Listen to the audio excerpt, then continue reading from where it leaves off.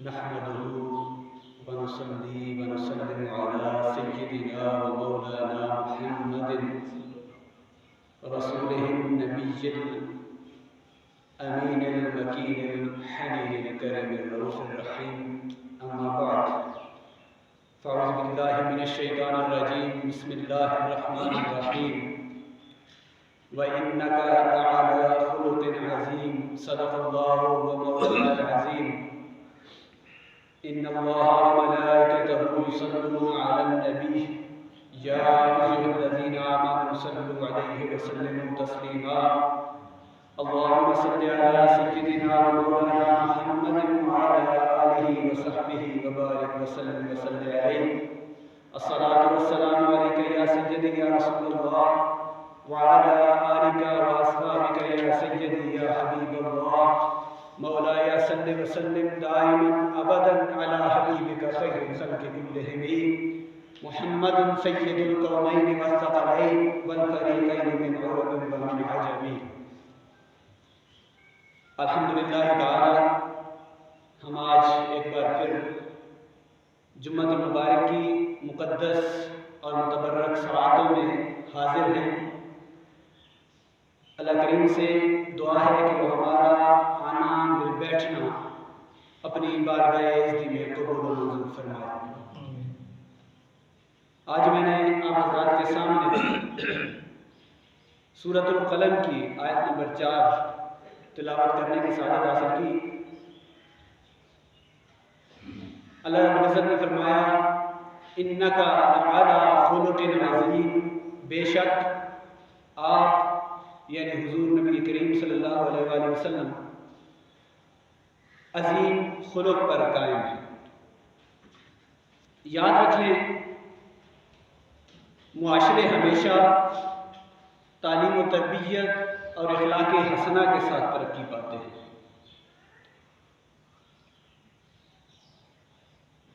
تعلیم و تربیت اور اخلاق حسنہ کے ساتھ استحکام پاتے ہیں. اسلامی معاشرہ ہو یا خواہ کوئی بھی انسانی معاشرہ، اس کی ترقی کا راز صرف اور صرف تعلیم و تربیت اور اعلیٰ اخلاق میں پنہاں ہے. انسانی معاشروں کی ترقی کا راز، امن کا راز، خوشحالی کا راز، استحکام کا راز صرف اور صرف علم اور اخلاق پر ہوا کرتا ہے. قرآن کریم میں اللہ رب العزت نے فرمایا آپ بے شک اخلاق حسنہ کے مرتبہ عظیم پر فائز ہیں. آپ کا مقام خلق عظیم کے کامل مرتبہ پر اللہ رب العزت نے مقرر فرمایا ہے. سیدہ عائشہ صدیقہ رضی اللہ تعالیٰ عنہا سے روایت ہے، صحیح مسلم نے اس روایت کو لیا ہے. صحیح مسلم کتاب الصلاۃ میں سیدہ عائشہ صدیقہ ام المومنین رضی اللہ تعالیٰ عنہا سے آپ سے صحابہ اکرام میں سے چند صحابہ نے سوال کیا کہ اے ام المومنین، یہ جو قرآن پاک کی آیت مبارکہ ہے جس میں رب نے فرمایا انک لعلی خلق عظیم، کہ بے شک آپ عظیم خلق پر قائم ہیں، اس کا کیا معنی ہے، اس کا کیا مطلب ہے؟ تو اس پر جواب میں ام المومنین نے فرمایا، سیدہ نے ارشاد فرمایا کانا خلقہ القرآن، کہ یہ جو قرآن ہے یہ سارے کا سارا حضور نبی کریم صلی اللہ علیہ وآلہ وسلم کا اخلاق ہے. اخلاق حسنہ کی جو آیات اب قرآن کریم میں پڑھتے ہیں، قرآن مجید میں اخلاق حسنہ کے جس گوشے کا ذکر آپ پڑھتے اور سنتے ہیں، قرآن مجید میں اخلاق حسنہ، خصائل حمیدہ اور فضائل کریمہ اور انسان کی عادات شریفہ کا جو ذکر اور جو گوشہ اور جو پہلو اللہ رب العزت نے اپنی آیات میں بیان کیا ہے، ان ساری خوبیوں کا عملی پیکر حضور نبی کریم صلی اللہ علیہ وآلہ وسلم کی ذات مبارکہ۔ گویا اللہ رب العزت نے جو اخلاق بیان کیے، اللہ رب العزت کے بیان کردہ اخلاق کو اگر ہم تعلیمات کی روشنی میں دیکھیں، اللہ رب العزت کے تمام بیان کردہ اخلاق کو اگر تعلیمات کی روشنی میں دیکھنا ہو اور اس کا وجود اور پیکر دیکھنا ہو تو وہ قرآن کریم ہے۔ اور دوسری جانب اگر ان تمام تعلیم کردہ اخلاق کا اور خصائل حمیدہ کا کسی ایک انسانی پیکر میں اس کا مشاہدہ کرنا ہو تو وہ حضور نبی کریم صلی اللہ علیہ وآلہ وسلم کی ذات مبارک۔ حضور صلی اللہ علیہ وآلہ وسلم نے یہاں تک ارشاد فرمایا، امام بہقی نے سنن الکبریٰ میں اس حدیث کو لیا، امام احمد بن حنبل نے مسند میں اور امام بخاری نے الادب المفرد میں اس حدیث مبارکہ کو لیا کہ حضور صلی اللہ علیہ وسلم نے یہاں تک ارشاد فرمایا کہ میری بعثت کا مقصد، میری بعثت اس لیے کی گئی ہے کہ میں اس کائنات میں، کائنات انسانی میں اخلاقی فضائل کو اپنے کمال پر، اپنے تمام پر اور نقطۂ عروج تک پہنچا دوں۔ جتنے فضائل اور کمالات اخلاق کے ہیں ان تمام کو میں نقطۂ عروج پر پہنچا دوں۔ مجھے اس لیے مبعوث کیا گیا ہے۔ اخلاق کا ایسا مرتبہ، ایسا رویہ، ایسا طرز فکر اور ایسا طرز عمل اور عظیم یہ خزانہ ہے جو دنیا کے تمام انسانی معاشروں میں، خواہ اسلامی معاشرہ خواہ غیر اسلامی معاشرہ، تمام انسانی معاشروں میں اخلاق کی اعلیٰ اقدار کو کسی نہ کسی سطح پر قائم رکھا گیا، اور وہی معاشرے انسانی یا اسلامی، وہی معاشرے ترقی پذیر ہوئے ہیں جنہوں نے اپنی قدروں میں کسی نہ کسی جگہ پر اخلاقی اقدار کو کسی نہ کسی شکل میں موجود رکھا ہے۔ بلا شبہ تمام انبیاء کرام علیہ السلام مبعوث ہوئے تو ان کی آمد کا مقصد، ان کی بعثت کا مقصد بلا شبہ توحید، رسالت، یہ مین ان کی جو عبادات اور آخرت یہ تو تھی، یہ تو موجود تھی، یہ بھی بعثت کے تقاضوں میں سے تھا، لیکن جو مرکزی نقطہ تھا تبلیغ کا، تمام انبیاء کرام کا جو مرکزی نقطہ ہوا کرتا تھا وہ اخلاق حسنہ کی تکمیل ہوا کرتی تھی۔ تمام انبیاء کرام علیہ السلام نے توحید، رسالت، آخرت اور عبادت کی دعوت کے ساتھ ساتھ مرکز و محور اخلاقی اقدار کو بنا کر رکھا، تب جا کر معاشرے، اسلامی معاشرے اپنے بام عروج کو پہنچے۔ حضور صلی اللہ علیہ وسلم کے اخلاق حسنہ میں سے سب سے بلند اخلاق، آپ کے تمام بلند ترین اخلاق حسنہ میں سے سب سے بلند اخلاق آپ کا حلم، آپ کی بردباری، آپ کا عفو و درگزر ہے۔ آپ صلی اللہ علیہ وآلہ وسلم کا معاف کر دینا ہے، آپ صلی اللہ علیہ وآلہ وسلم کا حلم ہے، اور مشکل ترین حالات میں، انتہائی مشکل حالات میں اور جان کے دشمنوں تک کو معاف کر دینا، یہ آقا کریم صلی اللہ علیہ وسلم کا انتہائی اخلاق تھا۔ انتہائی قدروں میں سے سب سے بہترین قدر تھی کہ غزوہ احد سے واپس آ رہے ہیں، راستے میں صحابہ کو فرمایا کہ جہاں جہاں سایہ نظر آتا ہے وہاں آرام کر لیں۔ آپ نے بھی آرام کی گھر سے آپ نے بھی اپنی آنکھیں بند کر لی تھوڑی دیر سستانے کے لیے۔ تو ایک یہودی نے تلوار کھینچ لی اور آپ پر تان دی، آپ صلی اللہ علیہ وسلم پر، اور فرمایا اے محمد بتاؤ اب تمہیں مجھ سے کون بچا سکتا ہے؟ وہ جرری شخص، آپ نے فرمایا میرا اللہ۔ اس نے پھر کہا اے محمد بتاؤ میرے ہاتھ میں تلوار ہے، ننگی گردن ہے، بتاؤ اب آپ کو مجھ سے کون بچائے گا؟ حضور نبی کریم صلی اللہ علیہ وسلم نے دوسری دفعہ پھر فرمایا اللہ، تیسری دفعہ پھر اس نے کہا کہ بتاؤ اب آپ کو مجھ سے کون بچا سکتا ہے؟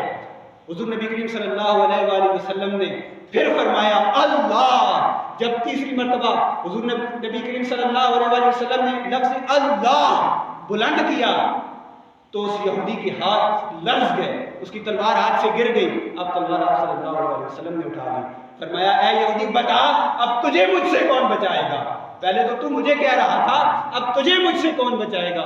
تو وہ بھی کہنے لگا کہ آپ تو بڑے حلیم ہیں، آپ تو بڑے بردبار ہیں، آپ تو اپنے دشمنوں کو معاف کرنے والے ہیں، آپ بلا شبہ مجھے معاف کر دیں گے۔ تو آپ صلی اللہ علیہ وسلم نے فرمایا کہ جا تجھے معاف کیا۔ یہ وہ آخری حد تھی۔ حضور صلی اللہ علیہ وآلہ وسلم کے اخلاق حسنہ کی صحیح مسلم اور تمام مستند کتب نے اس روایت کو دیا ہے۔ یہ وہ آخری حد تھی کہ آپ صلی اللہ علیہ وسلم اپنی جان کے دشمنوں تک کو معاف کر رہے ہیں، جان کے دشمنوں تک کو معافی کا پروانہ دے رہے ہیں۔ اور یہ تعلیم کیوں دی؟ آپ صلی اللہ علیہ وسلم نے حلم اور بردباری کی، عفو و درگزر کی تعلیم کیوں دی؟ یہ اس لیے دی کہ اس حلم و بردباری کے اس رویے سے معاشرے ٹالرنٹ ہوتے ہیں، معاشروں میں توسط آتا ہے، معاشروں میں ٹالرنس آتا ہے، معاشرے ترقی پاتے ہیں۔ اور تحمل اور برداشت کا جب مادہ پیدا ہو جاتا ہے تو تحمل اور برداشت کے مادے کے ذریعے، ٹالرنس کے ذریعے سوسائٹی کے اندر ماڈریشن آتی ہے، توسط آتا ہے، اعتدال آتا ہے، اور اس خوبی کے ذریعے لوگوں میں شخصی طور پر، لوگوں کے اندر شخصی طور پر صبر آتا ہے، برداشت آتی ہے، اور یہ رویہ انسانوں کو پیسفل، پرامن بنا دیتا ہے۔ تکرار میں آ کر اس کو معاف کر دینا یہ انسان کو پیسفل اور پرامن بنا دیتا ہے، اور انتہا پسندی رک جاتی ہے اور معاشرے اپنی بام عروج کی طرف، اپنی بلندیوں کی طرف بڑھنا شروع ہو جاتے ہیں، اور پھر وہی معاشرہ عالم انسانیت میں خیر کا معاشرہ بن جاتا ہے۔ یہ اخلاق حسنہ حضور صلی اللہ علیہ وآلہ وسلم کے تمام اخلاق میں سے سب سے اعلیٰ ترین یہ اخلاق میں سے تھا۔ اور قاضی ایاز نے کتاب الشفا میں اس کو بیان کیا کہ یہ کیوں ہے، یہ جو عمل ہے کہ اپنے جان کے دشمن تک کو معاف کر دینا، یہ کیوں ہے؟ قاضی ایاز نے کتاب الشفا میں اس کو بیان کیا کہ یہ اس وجہ سے ہے، اس کی وجہ یہ ہے کہ اللہ تبارک و تعالیٰ نے بالخصوص اس عمل کی تعلیم دی ہے۔ حضور نبی کریم صلی اللہ علیہ وآلہ وسلم کو اس عمل کی بالخصوص تعلیم دی گئی کہ آپ عفو کیا کریں، درگزر کیا کریں، معافی کا معاملہ رکھا کریں۔ فرمایا سورۃ الاعراف میں بسم اللہ الرحمن الرحیم خذ العفو وامر بالعرف واعرض عن الجاہلین، اے محبوب معاف کرنا اختیار کرو اور بلائی کا حکم دو اور جاہلوں سے منہ پھیر لو، کہ معاف کر دیا کرو، اور جو جاہل ہیں، جو آپ سے بحث و تکرار کرتے ہیں، ان سے کنارہ کش ہو جایا کریں تھوڑی دیر کے لیے، انہیں خود بخود احساس ہو جایا کرے گا۔ پھر فرمایا وَاصْبِرْ عَلَىٰ مَا أَصَابَكَ إِنَّ ذَلِكَ مِنْ عَزْمِ الْأُمُورِ، جو افتاد تجھ پر پڑے، جو مصیبت آپ پر پڑے، اس پر صبر کرو، بے شک یہ ہمت کے کام ہے۔ یہ سورۃ اللقمان میں اللہ تبارک و تعالیٰ نے فرمایا۔ پھر فرمایا وَلِمَنْ صَبَرَ وَغَفَرَ إِنَّ ذَلِكَ لَمِنْ عَزْمِ الْأُمُورِ، اور جس نے صبر اور معاف کیا تو بے شک یہ امر عظیم الشان ہے۔ یہ خود رب کائنات نے خود یہ تعلیمات حضور نبی کریم صلی اللہ علیہ وآلہ وسلم کو دی۔ ایک اور واقعہ آپ کو اسی ضمن میں ایک اور حدیث مبارکہ آپ کے سامنے رکھتا ہوں، یقین جانے آپ کا ایمان تازہ ہو جائے گا۔ امام بہقی نے ادب المفرد میں بھی اس کو لیا، امام بخاری نے بھی لیا، اور خود قاضی ایاز نے اپنی کتاب الشفا میں بھی اس کو لیا، صحیح بخاری نے کتاب فرض الحسن میں اس کو لیا، اور یہ روایت ہے حضرت انس رضی اللہ تعالیٰ عنہ سے منقول ہے۔ حضرت انس رضی اللہ عنہ فرماتے ہیں کسی جگہ پر میں حضور نبی کریم صلی اللہ علیہ وسلم کے ساتھ تھا، آپ صلی اللہ علیہ وسلم نے اپنے گلے میں چادر لپٹی ہوئی تھی، اور وہ چادر سخت تھی، سخت ریشوں کی وہ چادر بنی ہوئی تھی۔ تو آقا کریم صلی اللہ علیہ وسلم نے وہ چادر اپنے گلے میں لپیٹی ہوئی ہے، اور آپ بھی تشریف فرما ہیں، میں آپ کے ساتھ بیٹھا ہوں، تو اتنے میں ایک بدو آیا، ایک عرابی، ان پڑھ عرابی بدو آیا، اور اس نے سختی کے ساتھ آقا کریم صلی اللہ علیہ وسلم کے گلے سے چادر کو کھینچا۔ جب اس نے سختی سے چادر کو کھینچا نا تو آقا کریم صلی اللہ علیہ وسلم کا گلا مبارک زخمی ہو گیا۔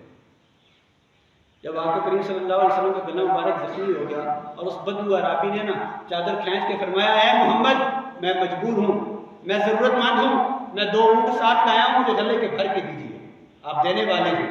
اب دیکھیے نا مانگ رہا ہے، ذرا تصور کیجئے نا مانگنے آیا، ہم سے بھی لوگ مانگنے آتے ہیں تو ہم اس کو دھتکار دیتے ہیں، حالانکہ وہ ہم سے زبان سے مانگ رہا ہوتا ہے، لیکن اس نے آقا کریم صلی اللہ علیہ وسلم کی مبارک گردن زخمی کر دی اور پھر کہہ رہا ہے کہ میرے 2 اونٹ بھی غلے کے بھر کے مجھے دو، میں ضرورت مند ہوں۔ قربان جائیں آقا کی عظمتوں پر، قربان جائیں آپ کی اخلاق حسنہ پر، آپ کی اخلاق کریمہ پر، آپ کے خصائل حمیدہ پر، میرے ماں باپ قربان۔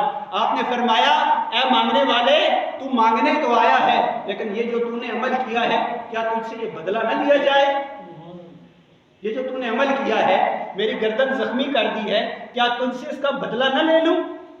تو وہ عرابی کہنے لگا نہیں، لا نہیں۔ تو آقا کریم صلی اللہ علیہ وسلم نے پھر اس سے پوچھا کہ اے عرابی تو نے میری گردن بھی زخمی کر دی ہے، اب میں بدلے کا تقاضا کر رہا ہوں، تو کہتا ہے نہیں، اس کی وجہ کیا ہے؟ ہائے، وہ بھی جاننے والے تھے نا کہ آقا رؤوف ہے، آقا کریم ہے۔ وہ کہنے لگا، قاضی ایاز نے الفاظ نقل کیے ہیں، وہ کہتا ہے کہ اس لیے بدلہ نہ لیں کہ آپ برائی کا بدلہ برائی سے نہیں لیتے، بھلائی سے لیتے ہیں۔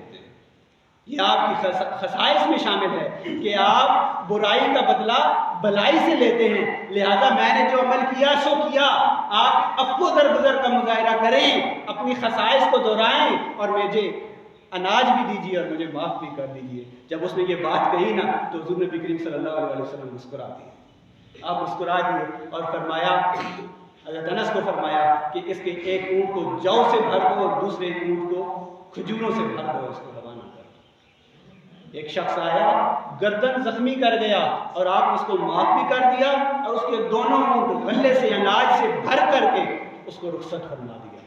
یہ دیکھیے یہ کیا خصائص تھے، یہ وہ خصائص تھے جس پر اسلام کی بنیاد رکھی گئی تھی۔ آپ نے 40 سال کی جو جتنا عرصہ آپ نے تبلیغ پہ لگایا، اس سے قبل، تبلیغ سے قبل کا سارا عرصہ آقا کریم صلی اللہ علیہ وسلم نے مثال کے طور پر، دلیل کے طور پر ان کے سامنے رکھ دیا تھا کہ یہ میری مثال ہے۔ تبھی تو ابو لہب جیسا دشمن بھی صادق اور امین تو جانتا تھا نا، وہ آپ کے خصائص تھے کہ وہ آپ صلی اللہ علیہ وآلہ وسلم کو تمام اختلافات کے باوجود آپ کو صادق بھی کہتے، آپ کو امین بھی کہتے اور آپ کے اخلاق کے دعوے دار بھی ہوا کرتے۔ یہ وہ اخلاق ہیں۔ جب آپ نے اس کو روانہ کر دیا، وہ چلا گیا، تو صحابہ نے ایک اور موقع پر غزوہ، جب آپ صلی اللہ علیہ وسلم غزوہ سے واپس آ رہے تھے تو نیزوں سے اور پتھروں سے حملہ ہوا تھا، تو آقا کریم صلی اللہ علیہ وسلم کے دنداں مبارک شہید ہو گئے۔ تو یہ دیکھیے نا، عفو درگزر کا معاملہ دیکھیے کہ جب دین پر بات آئی، جب دین پر بات آئی، عقیدے اور دین پر بات آئی، تو پھر مناظرے بھی کیے، مذاکرات ہوئے، مناظرے بھی کیے، مباحثے بھی کیے اور غزوات بھی کیے، جنگیں بھی کی۔ لیکن جب اپنی ذات پر باری آئی، اپنی ذات پر کسی شخص نے کوئی بھی تہمت لگا دی یا کوئی بھی ایذا دے دی، اپنی ذات کی جب بات آئی تو پھر عفو درگزر کا معاملہ کیا، پھر معافی والا معاملہ فرمایا۔ جب آپ کے دندان مبارک شہید ہو گئے نا تو صحابہ اور آپ پر بے ہوشی کی، نیند بے ہوشی کی جو کیفیت طاری ہوئی، تو وہ لمحہ صحابہ اکرام کو بڑا عجیب تر تھا اور بڑا اذیتناک تھا۔ خود اندازہ کریں نا، ہمارے اپنوں کے ساتھ جب ایسا ہو اور پھر سرکار مدینہ کی ذات مبارکہ ہو اور پھر صحابہ جیسے عشاق موجود ہوں جو پروانوں کی طرح مر مٹنا جانتے ہوں، ان کے سامنے ان کے محبوب کا یہ عالم ہو کہ وہ بے ہوش پڑے ہوں، صحابہ اذیت میں ہیں۔ جب آقا کو ہوش آیا نا تو صحابہ نے آقا کریم صلی اللہ علیہ وسلم کو فرمایا، یا رسول اللہ ان کے لیے بددعا کیجیے، انہوں نے آپ کو اذیت دی ہے۔ دیکھیں آپ سے قبل تمام انبیاء کو ان کو اتنی اذیت بھی نہیں ہوئی تھی، ان کو ذاتی اذیت نہیں ہوئی تھی، ان کے لیے جنگیں نہیں ہوئی تھی، لیکن انہوں نے بستیوں کی بستیاں اجڑوا دی تھی، آپ بھی دعا کیجیے۔ تو آپ نے فرمایا نہیں، یہ میری ذات ہے، میں نے ان کے ساتھ مقابلہ کیا ہے، دین اسلام کی خاطر میں نے غزوہ کیا ہے، لیکن یہ جو عمل ہے یہ میری ذات کا عمل ہے، لہذا اس پر میں نے ان کو معاف کیا۔ اور ارشاد کیا فرمایا، اے اللہ اے میرے رب کریم تم میری اس امت کو معاف کر دے۔ دعا کر رہے ہیں، اور جنہوں نے زخمی کیا انہیں کہہ رہے ہیں یہ میرے ہیں، یہ میرے اپنے ہیں، یہ مجھے جانتے نہیں ہیں، اے اللہ تو انہیں معاف کر دے، تو ان سے معافی والا معاملہ فرما دے۔ یاد رکھیے جب معاشروں میں یہ اقدار ڈیولپ ہو جاتی ہیں، جب معاشرے میں عفو درگزر کے معاملات حاوی ہو جاتے ہیں، جب ہم اپنی ذاتی رنجشوں کو بھلا دیا کرتے ہیں، عقیدے کی بات نہیں کر رہا، عقیدے پہ ڈٹ جانا یہ سرکار کا عمل ہے۔ آپ نے غزوات بھی کیے ہیں اور ہمارے اکابرین نے اپنے عقیدے کا تحفظ بھی کیا ہے۔ عقیدے پر ڈٹ جانے کی بات نہیں کر، عقیدے سے پیچھے ہٹنے کی بات نہیں ہے، اپنی ذاتی عمل کے آپ پر ذاتی حملہ ہوا تو سرکار نے ہزاروں ایسی مثالیں، سیرت کتب سیر کھولیں، ہزاروں ایسی مثالیں ملتی ہیں۔ ایک جنگ یہودیوں کے ساتھ جنگ ہوئی، جنگ کے بعد یہودیہ نے کھانا بنا کر بھیجا اور گوشت بنا کر بھنا ہوا گوشت بھیجا، اس میں زہر ملا دی۔